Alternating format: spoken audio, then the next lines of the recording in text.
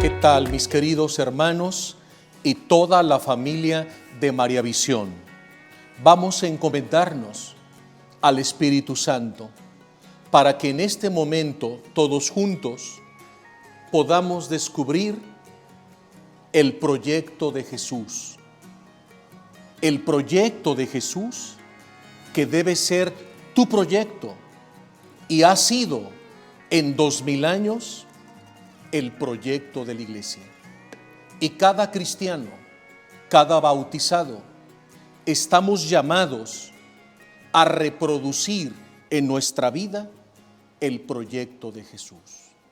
En nombre del Padre, del Hijo y del Espíritu Santo. Amén.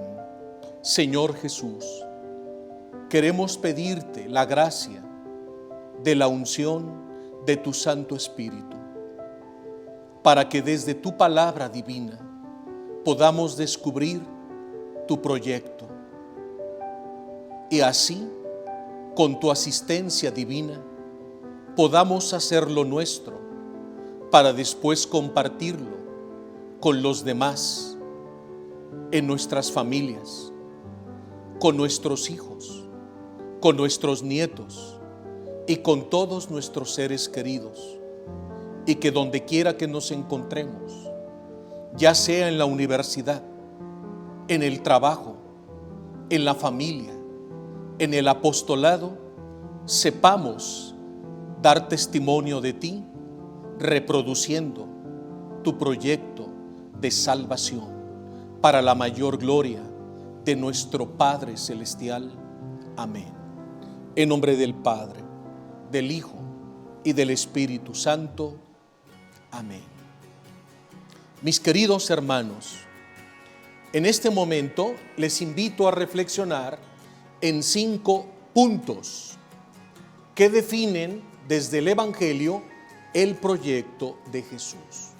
Normalmente, la mayoría de las personas van por la vida sin rumbo, sin dirección, sin metas, sin objetivos.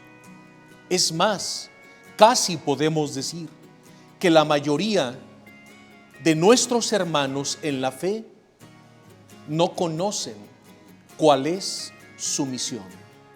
Es decir, la misión que nuestro Padre nos confió desde el instante en que fue creada nuestra alma. ¿Y tú te has preguntado cuál es la misión que Dios te confió? Para poder descubrir nuestra misión particular y la misión de la Iglesia, primero tenemos que descubrir el proyecto de Jesús. Porque todo proyecto humano, como todo proyecto de Iglesia, se debe fundar en el único y perfecto proyecto de Jesús. No podemos tener otro proyecto diferente del de nuestro Señor Jesucristo. Pues bien, el Señor tiene un proyecto y este proyecto consiste en una misión. Jesús tiene una misión muy clara. Pero no solo eso, segundo, tiene un objetivo. Porque toda misión conlleva un objetivo. Pero no solo eso, también una meta. Después, un método. Método, o también lo podemos llamar estrategia. Y finalmente, un programa.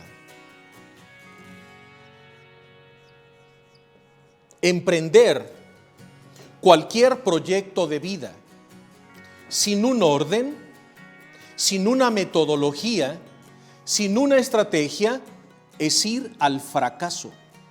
Por eso muchas veces nuestros proyectos personales o familiares fracasan, porque no sabemos orientarlos con base al proyecto que nos enseña y nos revela nuestro Señor Jesucristo, que es nuestro modelo a seguir en el Santo Evangelio. Tenemos ahí ya los 5 pasos del proyecto de Jesús. Pero ¿en qué consiste la misión de Jesús? Es muy sencillo. El proyecto, entre mejor lo resumamos, es más fácil asimilarlo, entenderlo y vivirlo. ¿Cuál es la misión de Jesús? Salvarnos.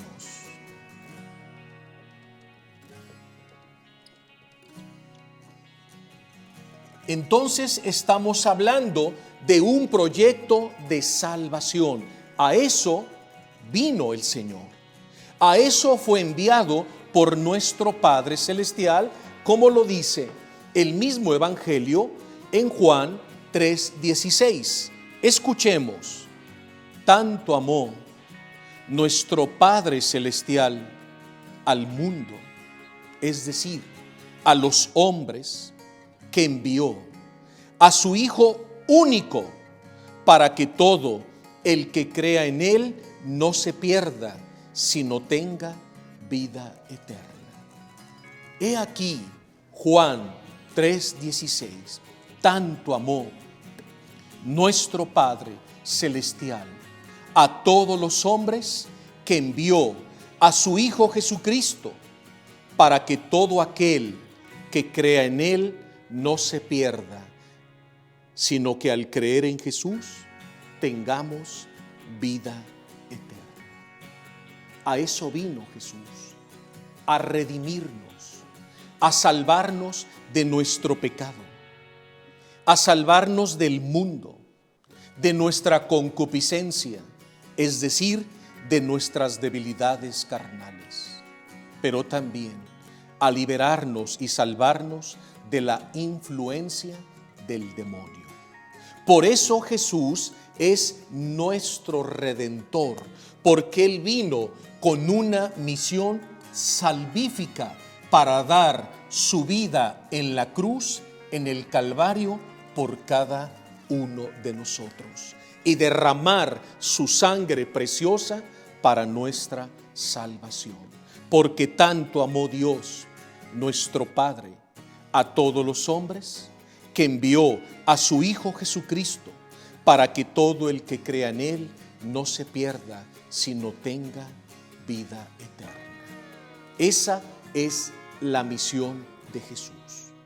Pero nuestro Señor también tiene un objetivo, porque toda misión conlleva un objetivo a alcanzar.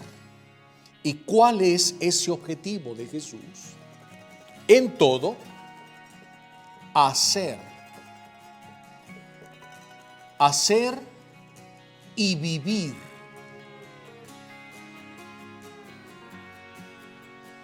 en la voluntad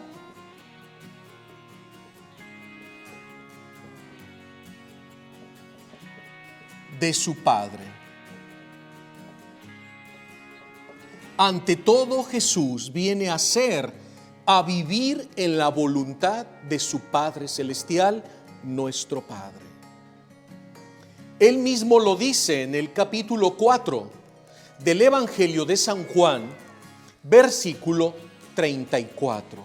Escuchemos y contemplemos con la gracia, la ayuda, la luz y la asistencia del Espíritu Santo. Jesús dice con toda claridad: mi alimento consiste en hacer la voluntad de mi Padre, hasta llevarla a término, la obra de salvación que mi Padre me ha confiado. El Padre Eterno le revela al Hijo la necesidad de salvarnos, y el Hijo se ofrece voluntariamente y por amor a nosotros.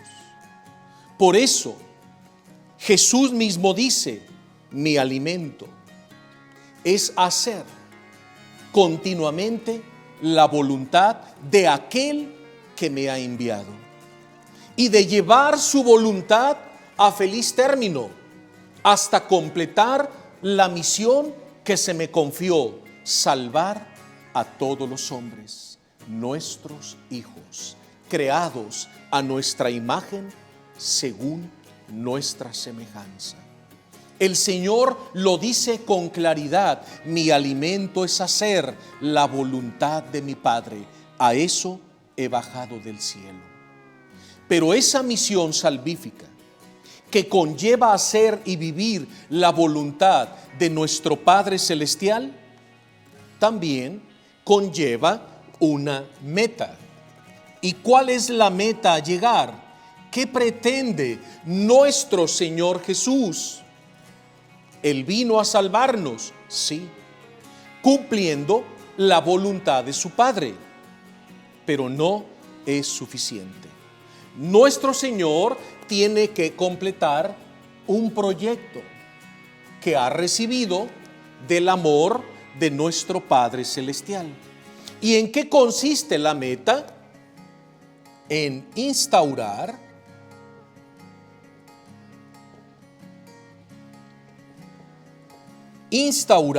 el reino. Instaurar el reino de Dios en el corazón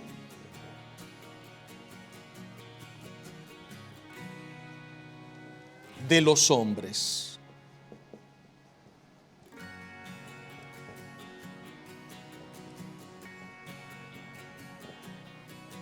Instaurar, esta palabra es clave. Nuestro Señor Jesús vino a instaurar, es decir, meter dentro de nosotros, en nuestro corazón, el reino de Dios. No solo bajó del cielo nuestro Señor Jesucristo para salvarnos, cumpliendo la voluntad del Padre y partir al cielo de nuevo. No. Una vez que cumple la misión salvífica, ahora va a meter, instaurar, sellar dentro de nosotros el reino de Dios. Por eso, la Santísima Trinidad, el Padre, el Hijo, el Espíritu Santo, no están fuera, sino dentro de nosotros. Como bellamente lo explica San Pablo en la primera carta a los Corintios, capítulo 3, versículo 16, cuando dice: ¿qué no saben que ustedes son templos vivos del Espíritu Santo? Y que el Espíritu de Dios habita en nosotros.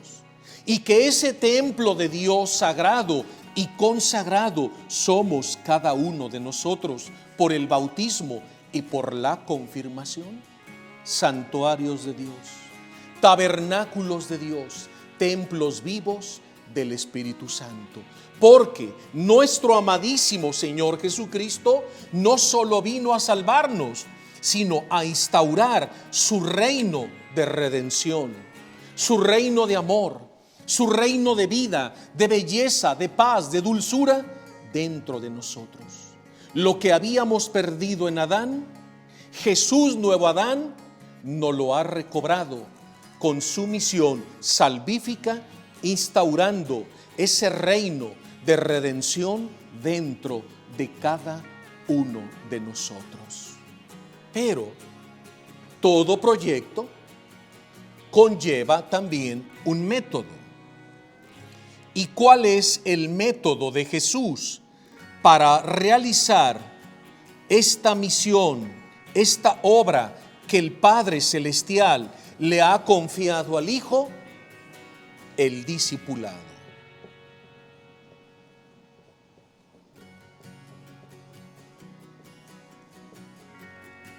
El discipulado. ¿Y en qué consiste el discipulado? Ya extrañaba hacer esto. Aquí. ¿En qué consiste el discipulado? Vamos a ver. El centro de nuestra vida tiene que ser siempre nuestro Señor Jesús. Y todo debe girar en torno a Él, porque Él es nuestra vida y nuestro todo.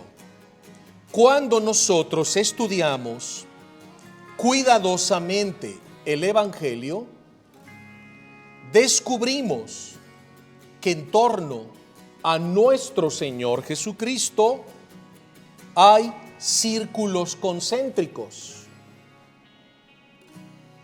Pero ¿quiénes están en este primer círculo de comunión, de amor y de cercanía a Jesús? Pues lo detectamos en el Evangelio. San Pedro, San Juan y su hermano Santiago. Pedro, Santiago y Juan son los tres discípulos más cercanos a Jesús. Recordemos algunos episodios del Evangelio. Cuando Jesús va a ser transfigurado en el monte Tabor, llama a los 12 apóstoles y al pie del monte Tabor deja a los apóstoles y solo llama consigo a Pedro, Santiago y Juan.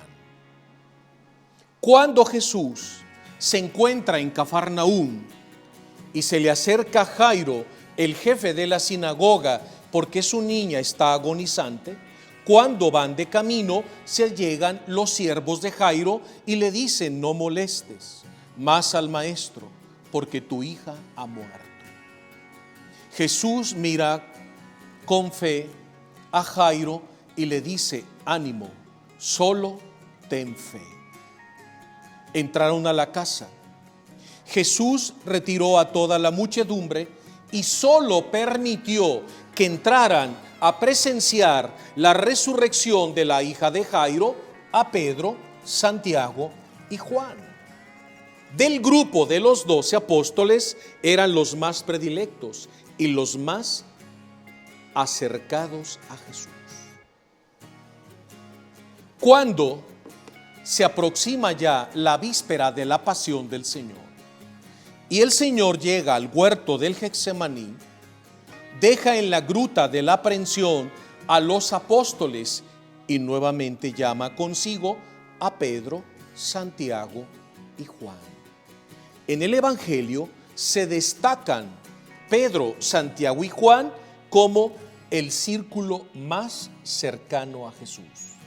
Después se encuentran el resto de los apóstoles. Pero de entre los apóstoles, Jesús tiene a 3 más cercanos a Él. Porque en estos 3, nuestro Señor Jesús está ejerciendo un discipulado más estrecho. Por la misión que se le ha confiado a estos 3 apóstoles. Primero, pues no olvidemos quién es Pedro, el primer papa y sumo pontífice de nuestra Santa Madre Iglesia. Por eso él, como vicario de Cristo, debe tener una estrechez, una cercanía muy, muy estrecha hacia el corazón de nuestro Señor Jesucristo. Segundo, Santiago, hermano de Juan, los hijos del Zebedeo. Santiago, pues, va a ser el primero en morir, mártir del grupo de los 12 apóstoles. Y va a morir en el año 43, decapitado por el rey Herodes, tal como lo encontramos en el libro de los Hechos de los Apóstoles. Y tercero, Juan, por ser el custodio de la Santísima Virgen María y el discípulo amado, el más amado por Jesús. Porque Juan se destacaba del grupo de los 12 apóstoles, era el que más amaba a Jesús.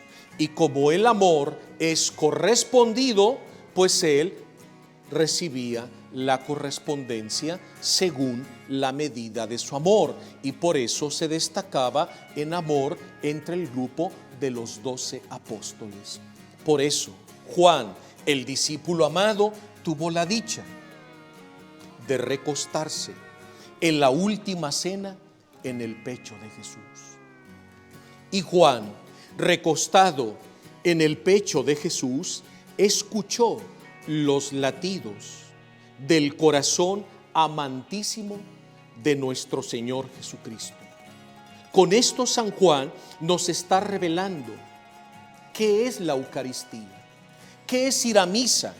Ir a misa es ir a reclinarse, a acostarse en el pecho de Jesús para escuchar los latidos tiernísimos y amorosos de su sagrado corazón. Eso es ser discípulo amado. Es aquel que ama la Eucaristía. Es aquel que acude al banquete eucarístico para descansar, para reposarse en el pecho de Jesús y descubrir las delicias del sagrado corazón de Jesús. Por eso, San Juan, de este grupo más cercano a Jesús, Juan se metió aquí. Porque Juan, de ser predilecto, se convierte en un discípulo amado. Te preguntarás, ¿y dónde está la Virgen María? Aquí. Porque donde está el Hijo, está la Madre. Y donde está el Hijo y la Madre, están los discípulos amados. Cuando Santa Teresa de Jesús descubrió el proyecto de Jesús y lo que es el discipulado, entonces Santa Teresa de Jesús dice, entonces en el seguimiento de Cristo hay círculos concéntricos, pues yo quiero ser como San Juan. No solo quiero ser un predilecto, quiero meterme para fundirme con Jesús y hacerme uno con el corazón de Jesús, de tal manera que mi corazón pueda latir al unísono con el sagrado corazón de Jesús. De tal manera que mi pálpito sea el pálpito del corazón de Jesús y que cada pálpito de mi corazón sea un continuo decir a mi Jesús, Jesús, te amo, Jesús, te amo, Jesús, te amo. Y así, con mi respiro, con mi pulso, con mi torrente sanguíneo, con mi pensamiento y desde lo más profundo de mi corazón, mi vida sea un decir y un vivir y un actuar permanentemente diciéndole a Jesús en todo, Jesús, te amo, Jesús, te amo, Jesús, te amo. Eso es lo que en 2000 años, sí, han descubierto los santos. Porque ellos han descubierto el valor del discipulado. Para entender mejor, después de los apóstoles vienen los discípulos.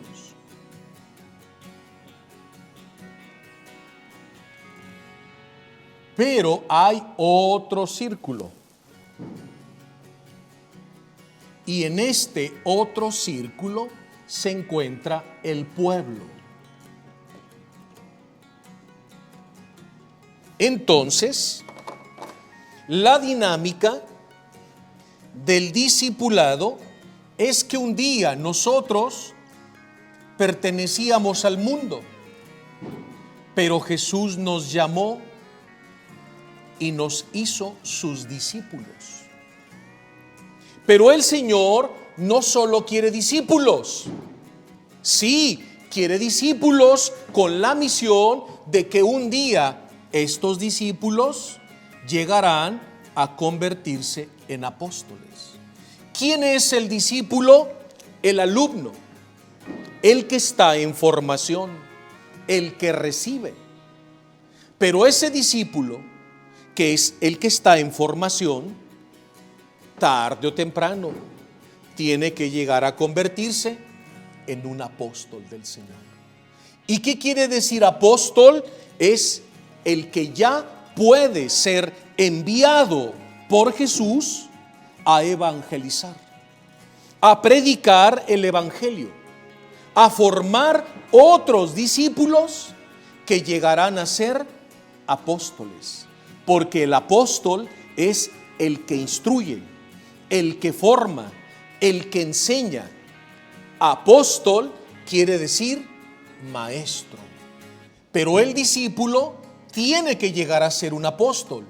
Pero el apóstol, una vez que se ha consolidado como apóstol de nuestro Señor y Salvador Jesucristo, debe llegar a convertirse en un predilecto de Jesús, como Pedro, Santiago y Juan.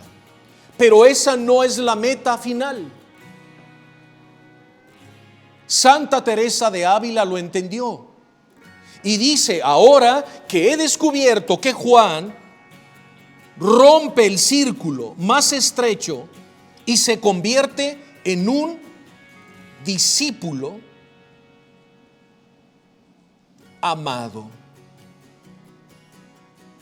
y Jesús quiere que también tú te conviertas en un verdadero discípulo amado de Jesús. Y Santa Teresa de Ávila se metió a ese círculo, como también Santa María Magdalena.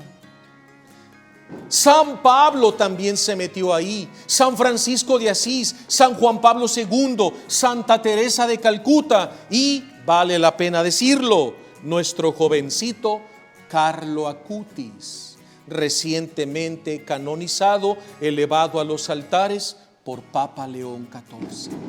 Este jovencito que descubrió 4 peldaños para llegar al cielo. Y Carlo Acutis le decía a todo el mundo a través de las redes sociales, pero también a los jóvenes y a los adolescentes: el cielo está de nosotros a 4 gradas. ¿Y cuáles son esas 4 gradas? Decía nuestro querido Carlo Acutis, que se encuentra incorrupto allá en Asís, en su urna de cristal. Decía: primer paso para llegar al cielo, la Eucaristía.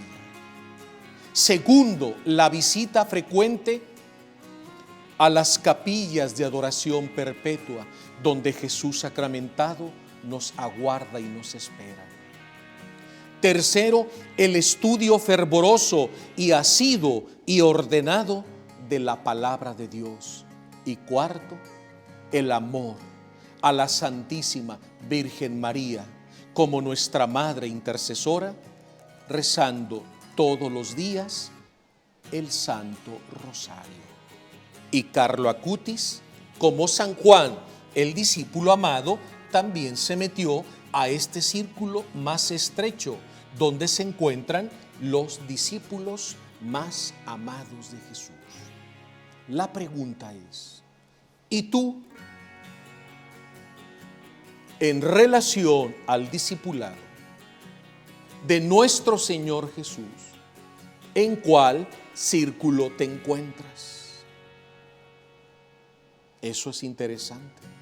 Que en oración, con sinceridad y humildad, le preguntemos al Señor dónde nos encontramos en estos círculos en relación al discipulado que Jesús está ejerciendo sobre cada uno de nosotros.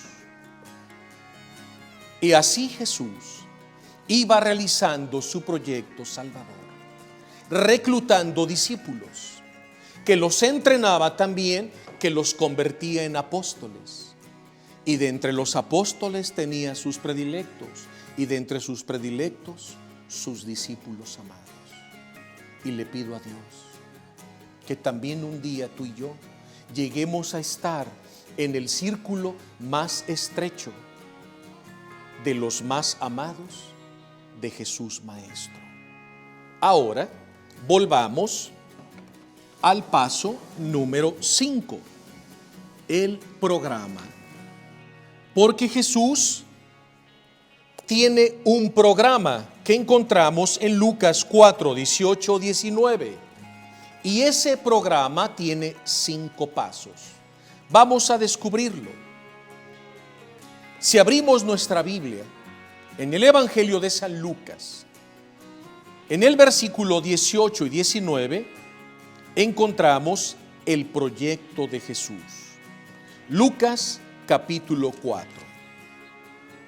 Y dice: el Espíritu del Señor está sobre mí, porque me ha ungido para anunciar la buena noticia a los pobres. Es decir, este programa de Jesús tiene 5 pasos. 1, anunciar el Evangelio.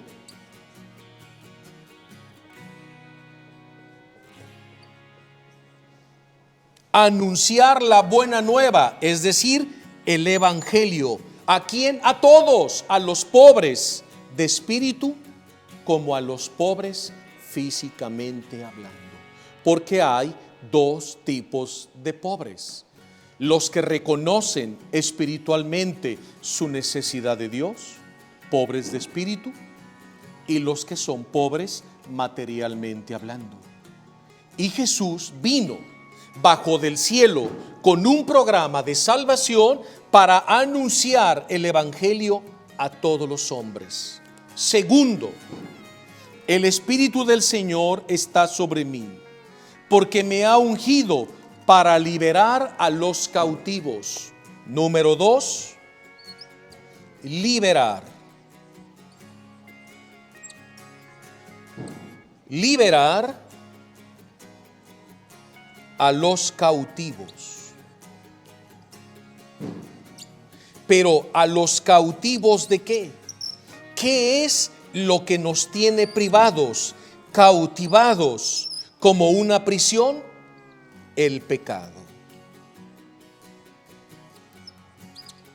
El pecado es una prisión que nos tiene atados, esclavizados, con argollas, grilletes, cadenas, y no nos deja en libertad, como bien lo dice San Pedro en su carta. Cada uno de nosotros es esclavo de aquello que le ata. A ti que te ata. A muchos los ata la fama, a otros el poder, a otros la vanidad, a otros la avaricia, a otros la lujuria, a otros el alcohol, a otros la droga, a otros las adicciones. ¿A ti qué te ata? Porque cada uno de nosotros es esclavo de aquello que te ata. Y Jesús en su programa vino precisamente a liberarnos del pecado. Siguiente, el Espíritu del Señor está sobre mí, porque me ha ungido para dar la vista a los ciegos. Dar la vista a los ciegos. Y hay 2 tipos de ciegos, A y B. Ciegos físicos y ciegos espirituales.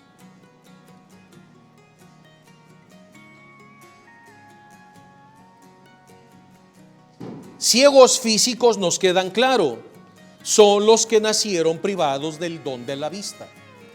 Y que vemos pasajes en el Evangelio que Jesús le devuelve la vista a los ciegos, como al ciego del capítulo 9 del Evangelio de San Juan, que Jesús, escupiendo, y haciendo lodo se lo unta al ciego de nacimiento y lo manda a lavarse en la piscina de Siloé. Y cuando el ciego se lava, recobra súbitamente la vista. Y ahí se produce ese portentoso milagro de Jesús. Pero también vemos los enfrentamientos con los fariseos, que dicen ver, pero cuando presencian los milagros de Jesús y escuchan sus palabras, están verdaderamente ciegos espiritualmente. Y este segundo tipo de ceguera es más peligrosa que la primera, porque esta nos puede llevar a la perdición, porque es una ceguera fruto de la soberbia y de la altanería. Pero el Señor dice, mi programa consiste en que he venido a anunciar el Evangelio, liberando a todos los que están cautivos del pecado y dar la vista a los ciegos, sean físicos o sean espirituales. He ahí la misericordia, el amor redentor de nuestro Señor y Salvador Jesucristo. Siguiente, el Espíritu del Señor está sobre mí, porque me ha ungido para libertar a los oprimidos. Número 4, libertar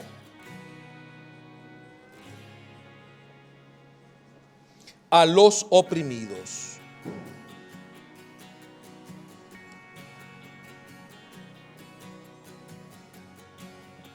Pero parece casi lo mismo, liberar a los cautivos y libertar a los oprimidos. Pero ¿oprimidos de qué? Cautivos del pecado, pero oprimidos por Satanás, por Satán. Porque el pecado es una prisión, pero Satanás nos oprime, como quien pone el pie sobre la yugular y te tiene inmóvil bajo su autoridad, bajo su dominio, bajo su fuerza luciferiana, para tenerte debajo de él. Pero Jesús vino a liberar a los oprimidos por Satán. Y número 5, punto importantísimo del programa de Jesús. Escucha, el Espíritu del Señor está sobre mí, porque me ha ungido para proclamar que todo es gracia de Dios. Proclamar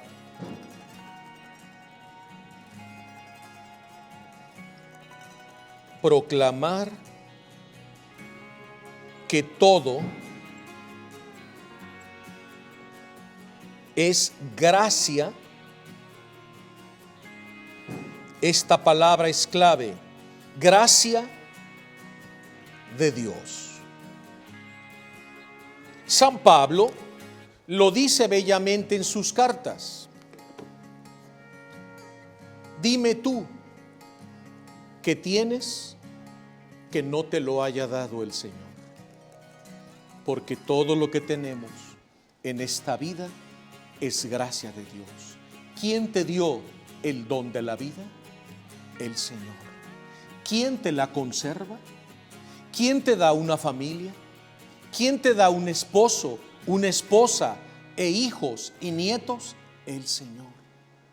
¿Quién te da trabajo, sustento, ropa, alimento, recreación, descanso, vacaciones? El Señor. ¿Quién fomenta tus buenas relaciones sociales con los demás? El Señor. ¿Quién te conserva la salud? El Señor. ¿Quién te libera cuando estás oprimido? El Señor. ¿Quién dispone todo para tu bienestar y tu calidad de vida? El Señor. Por eso San Pablo dice, dime, ¿qué tienes que no hayas recibido del amor y de la infinita misericordia de nuestro Dios? Porque todo en esta vida es gracia de Dios. Es decir, si nuestro corazón late, si respiramos, si pensamos, si sentimos, si podemos movernos, si podemos trabajar, si podemos amar, si podemos perdonar, si podemos reconciliarnos. Todo, absolutamente todo, es gracia de Dios. Queridos hermanos, he aquí el proyecto de Jesús, su misión, su objetivo, su meta, su método, su programa, en 5 pasos. Y tú, ¿cómo en tu vida ordinaria estás reproduciendo cada día el proyecto de Jesús? ¿Sabes una cosa? No podemos tener otro proyecto. Porque si somos hijos de Dios, creados a su imagen, según su semejanza, si somos cristianos, es porque nuestro modelo a imitar y seguir se llama Jesucristo, nuestro Señor y Salvador. Él es nuestro modelo, Él es nuestra vida, Él es nuestro camino, nuestra verdad, Él es nuestro todo. Y si somos cristianos, seguidores de Jesucristo, su proyecto debe ser nuestro proyecto y el de todo grupo apostólico. Y si revisamos los 2000 años de vida de la iglesia en estos 2 milenios, y la iglesia sigue avante y continuará avante hasta la consumación de los siglos, porque la iglesia en 2000 años ha procurado con toda fidelidad reproducir y vivir el proyecto de Jesús. Así que modela tu vida, organiza tu vida y tu familia, tu grupo, tu movimiento, tu comunidad. ¿Qué tanto estamos en lo personal, en familia o en comunidad reproduciendo el proyecto de Jesús? Porque si no es así, entonces no podemos llamarnos cristianos. Porque si tenemos otro proyecto fuera del proyecto de Jesús, no podemos realizar la misión que el Señor nos confió. En 2000 años, el Espíritu Santo ha logrado santificar a muchas personas. Incluso muchos de ellos han sido canonizados al ser elevados a los altares como modelos a imitar, como mencioné a San Carlo Acutis. ¿Y por qué llegaron a ser santos todos ellos? Porque durante su vida se empeñaron y se dedicaron a reproducir el proyecto de Jesús, de tal manera que los santos pueden decir junto con San Pablo: imítenme a mí como yo imito a Cristo. Y San Pablo lo repite y lo deja escrito 3 veces en sus cartas. Y no lo hace por presunción, no, sino porque el apóstol San Pablo está plenamente convencido de que él, al reproducir en su vida el proyecto de Jesús, es otro Cristo sobre la faz de la tierra. Y eso han sido todos los santos a través de la historia en estos 2000 años. Como el joven Carlo Acutis. ¿Y qué decir de Pier Giorgio Frassati? Este otro joven italiano, que el 7 de septiembre también fue canonizado junto con Carlo Acutis. Y Pier Giorgio Frassati, que también se empeñó en su juventud hasta sus 24 años de vida en reproducir este proyecto y lo ponía como ejemplo a todos los jóvenes que lo seguían. Incluso el mismo San Juan Pablo II, cuando lo beatificó al joven Pier Giorgio Frassati, lo llamó el joven de las bienaventuranzas, por la alegría, la juventud que lo caracterizaba. Y el mismo San Juan Pablo II dijo en esa ocasión: Pier Giorgio Frassati influyó en mi vida. Cuando yo era un joven en Polonia, todos los jóvenes de Polonia queríamos ser como el Frassati, porque su fama de santidad llegaba hasta nosotros. Él, que era un excelente deportista, un alpinista, pero sobre todo un verdadero modelo, apóstol y discípulo amado de Jesús, logró reproducir en su vida el proyecto de Jesús. Por eso fue canonizado. Así todos los santos.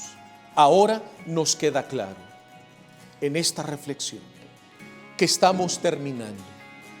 He aquí el proyecto de Jesús. ¿Y dónde te encuentras?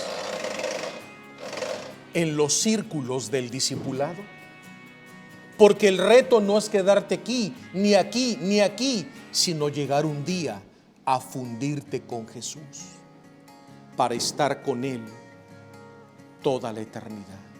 Pero desde este momento, aquí en la tierra, empezando a vivir el cielo en la tierra. Y un alma que vive el proyecto de Jesús como los santos, ya anticipa el cielo y comienza a vivir ahora mismo en la tierra el cielo. Y estas almas que reproducen el proyecto de Jesús son más celestes que terrestres. Pidamos la gracia al Espíritu Santo para que nos configure con Cristo, nos haga uno con Él, y así en el amor divino del Espíritu Santo podamos vivir, replicar, reproducir y transmitir a los demás el proyecto de Jesús. En nombre del Padre, del Hijo y del Espíritu Santo. Amén. Señor Jesús, te damos gracias porque nos enamoras de ti a través de tu proyecto de salvación, y te pedimos la gracia a través del amor divino del Espíritu Santo para poder reproducir en nuestra vida y ayudar a los demás a vivir tu proyecto, hacerlo nuestro, encarnarlo, vivirlo y transmitirlo, hasta llegar a ser un día ya no discípulos, ni apóstoles, ni predilectos, sino verdaderos discípulos, amados tuyos, a ejemplo del discípulo amado San Juan. Amén. En nombre del Padre, del Hijo y del Espíritu Santo. Amén. Que Dios los bendiga.